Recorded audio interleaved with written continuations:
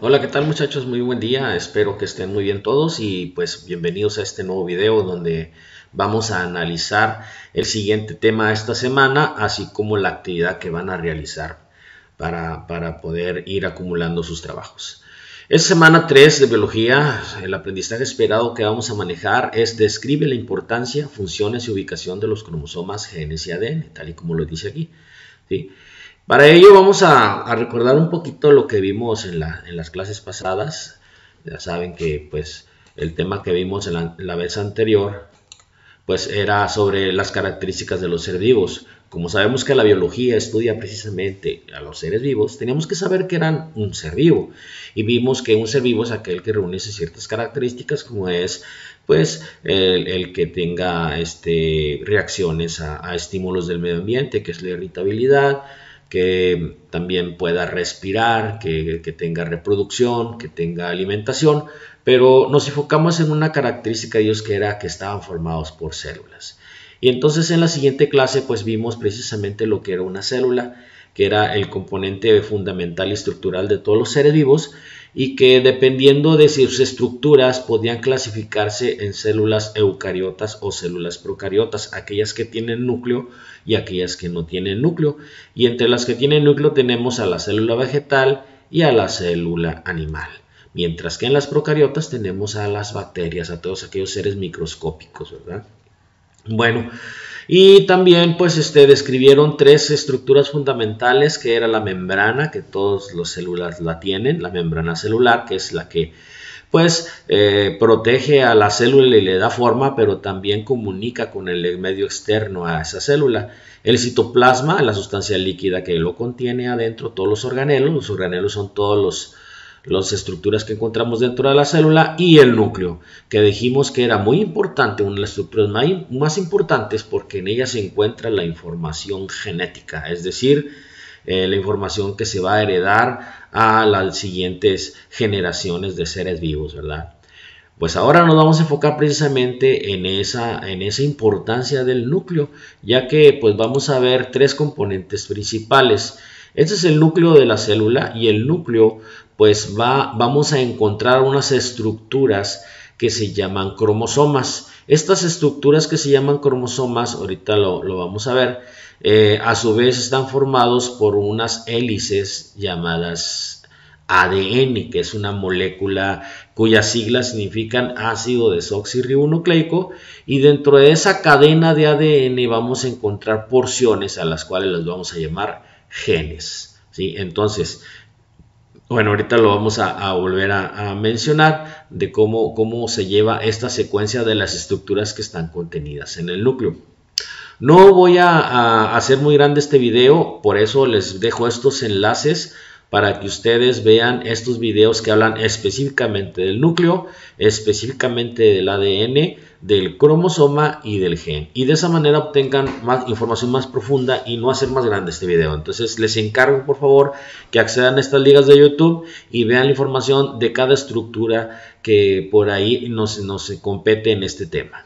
Bueno, ya que tengamos esa información después de haber visto los videos, complementó la información diciendo que en el núcleo de la célula esas estructuras en forma de X llamadas cromosomas solamente son visibles cuando la célula se está dividiendo, ya que ese cromosoma es una compactación de todo el material o información genética que tiene la célula. Cuando se van a cambiar de casa, por ejemplo, pues empezamos a empaquetar todo lo que tenemos en cajas, en bolsas, ¿verdad? Para hacer el traslado de ese material hacia la casa nueva. Bueno, la célula hace lo mismo. Cuando va a cambiarse a una célula nueva, por decirlo de esa manera, empieza a empaquetar todo y lo hace mediante esas estructuras llamadas cromosomas. Por eso solamente son visibles cuando se va a dividir. Estos cromosomas tienen una particularidad. Cada especie de ser vivo tiene un determinado número de ellos. El ser humano tiene 23 pares de cromosomas. Esto lo observamos en esta mapita que vemos aquí. Este mapa se llama cariotipo y son 22 pares de cromosomas llamados autosómicos, y un par, el último par, el par 23, es el llamado cromosoma sexual, porque es el que determina qué tipo de ser vivo o qué género de ser vivo pertenece, si es macho o hembra, mujer o hombre en este caso, ¿verdad? Entonces, si ustedes continúan investigando, van a darse cuenta que esos cromosomas se encuentran precisamente en las células sexuales, ¿sí? Todas las células de tu cuerpo contienen los 24 pares de cromosomas, a excepción de las células sexuales. En el caso del varón, pues es el espermatozoide, y en el caso de la hembra, pues es el óvulo, ¿verdad? El total de cromosomas que tiene el ser humano, por lo tanto, si son 23 pares, estamos hablando de 46 cromosomas en total. Esos 46 se encuentran en todas tus células, ya sea de células sanguíneas, células nerviosas, células del músculo, todas tienen 46 cromosomas, perdón. Solamente las células sexuales tienen 23, la mitad. Y esto, pues por lógica, cuando el espermatozoide se une con el óvulo, se suman los 23 cromosomas, dando un total de 46, que es lo que estamos viendo que cada célula tiene, ¿verdad? Pero en fin, ese es el tema de otra historia, ¿verdad? Entonces continuamos diciendo que en la célula, en su núcleo, se encuentran los cromosomas, que a su vez los cromosomas tienen un empaquetamiento o una cadena en forma de doble hélice llamado ADN o ácido desoxirribonucleico, que ya en el video les van a ver la información de lo que se trata, y en cada porción de la cadena vamos a encontrar la información. En esas porciones, cada porción que tiene diferente información se va a llamar gen. Por lo tanto, vamos a tener el gen, por ejemplo, del color de la piel, el gen de la forma del cabello, el gen del color de los ojos, etcétera. Todo como va a ser el ser humano, ahí va a estar empaquetado en esos paquetes llamados genes. Estos descubrimientos se los debemos gracias a estos investigadores, la doctora Rosalinda, que fue la que fotografió en rayos X por primera vez la doble hélice del ADN, pero no sabía qué era, ¿verdad? Fue cuando, mediante esas fotografías, estos dos investigadores, Watson y Crick, un inglés y un estadounidense, pues construyen lo que es el modelo de la doble hélice de cadena de ADN que les hizo ganarse el premio Nobel. Entonces, esto es gracias a ellos.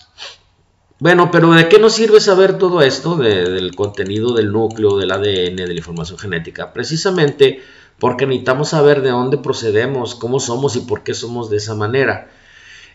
Porque en una familia los hijos se parecen a los papás, pero no todos, ¿verdad? No todos tienen los mismos rasgos. Por ejemplo, el color del cabello, no todos lo sacaron. El color de ojos igual. Y ustedes podrán ver que los papás no tienen ellos el color de ojos que tienen estos dos hijos. ¿De dónde vinieron los ojos azules? Bueno, toda esta serie de preguntas, de dónde vienen las características heredadas, y sus respuestas se los debemos a este señor, que es un monje, que es el padre de la genética, el monje eustaquio Gregor Johann Mendel, o Gregorio Mendel, el cual se puso a estudiar precisamente la transferencia de características, y lo hizo en una planta muy común, que es la planta de chícharo. Y lo hizo precisamente porque el chícharo es muy fácil de cultivar, es muy rápido en transmitir, o sea, en ver el nacimiento de otras plantas, y él podía observar cómo se llevaba a cabo la transferencia de las características. Este es un ejemplo de lo que él vio, el color de la semilla del chícharo. Había unas que eran amarillas y había unas que eran verdes. Entonces, pues él se dio cuenta que cuando cruzaba una planta con semillas amarillas y otra planta con semillas verdes, pues no, la progenie no salía con semillas pintas, ¿verdad? O sea, entre verdecitas y amarillas, no. Aparecían amarillas. Y dijo, ¿y las verdes dónde están? Entonces, esa generación de plantas las volvió a cruzar entre ellas, amarillo con amarillo. ¡Oh, sorpresa! La progenie que siguió en la siguiente generación salieron con amarillas, pero también salieron con verdes. Ahí se apareció precisamente el gen del color verde de las semillas. Perdón. Y esto pues da a conocer que hay unos genes que son dominantes sobre otros, a los que los llamó dominantes, y los genes que no dominan los llamó recesivos. Y ese es el porqué de en una familia los ojos azules no se manifiesten en la primera generación, puede ser hasta la segunda o hasta la tercera generación, porque son genes recesivos. Y aquí está el ejemplo de varias características heredables. El color del cabello, por ejemplo. Aquí en nuestra raza, en Latinoamérica, pues el dominante es el cabello oscuro más que el rubio. Pero si nos vamos a Europa, allá es al revés, el dominante es el rubio. Igual pues la forma del cabello y pues ciertos padecimientos como la calvicie, por ejemplo, el color de ojos, la forma de la oreja, el tamaño de los labios, toda serie de características se van heredando en base a la dominancia de los genes. Y podemos observar que los genes recesivos sí se manifiestan, pero después de otras generaciones. Bueno, muchachos, no quiero hacerles muy largo este video. Hasta aquí en este momento hemos entendido que dentro de la célula, dentro del núcleo, se encuentra la información genética empaquetada en las estructuras llamadas cromosomas, que contienen el ADN, y que esa hélice de ADN están las porciones que nos van indicando cada característica de un ser vivo llamado gen. Esos genes se transmiten de forma dominante o recesiva, gracias a los estudios de Grover-Mendel lo conocemos, y pues podemos nosotros rastrear esas características mediante una herramienta que se llama árbol genealógico, ¿ok? Aquí, por ejemplo, están tomando desde los abuelos, los papás, los tíos, los hijos, los hermanos, los primos, los sobrinos, etcétera, ¿verdad? Entonces, este se llama un árbol genealógico. Por lo tanto, la actividad de esta semana, de este tema que les acabo de dar, es, en Classroom lo voy a subir, contestar unas preguntas sobre lo que es el cromosoma, núcleo, ADN, gen, etcétera, y hacer tu propio árbol genealógico. Esta información la encuentras en la página 133 de tu libro de texto. En él te dice cómo hacerlo. Por ejemplo, un óvalo significa una mujer y un rectángulo, pues un varón, ¿verdad? La rayita de que es un matrimonio, rayita cortada que es un divorcio, hacia abajo que son los padres, abajo que son los descendientes, etcétera, ¿verdad?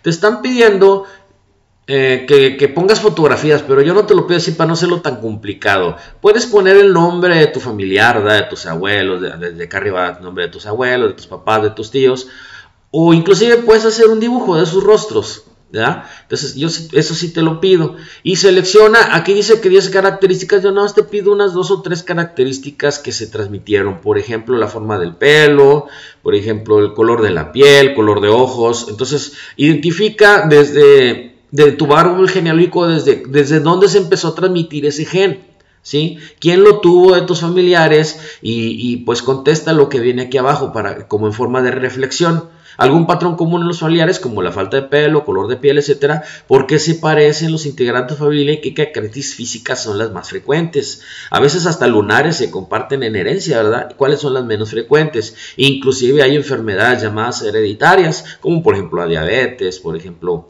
por decir un ejemplo, ¿verdad? La calvicie, como acabamos de mencionar. Si es así, ¿cuál es y a qué crees que se deba este padecimiento? Y pues has servido el árbol genealógico para detectarlo. El tipo de sangre, por ejemplo, también. Si tienes la oportunidad de checar el tipo de sangre de tu familia, pues ves poniéndolo también en tu árbol genealógico. Esa es la actividad, contestar un pequeño cuestionario que les voy a poner en Classroom y hacer tu árbol genealógico. Lo puedes realizar en una cartulina o lo puedes realizar en tu cuaderno, si te escribes así pequeñito, ¿verdad? Y me subes las evidencias en Classroom. Me las mandas al correo en dado caso de que no tengas Classroom, ¿verdad?